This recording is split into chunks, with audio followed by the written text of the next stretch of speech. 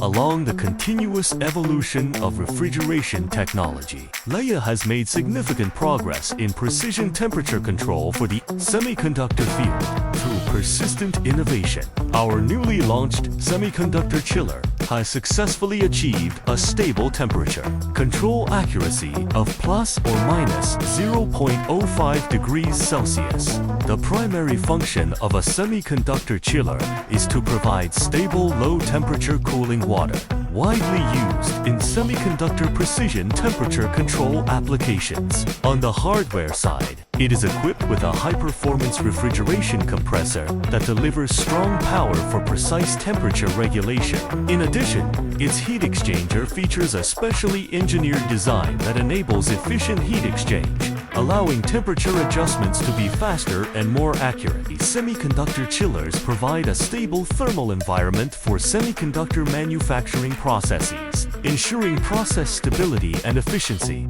and supporting the industry's progression toward higher quality development.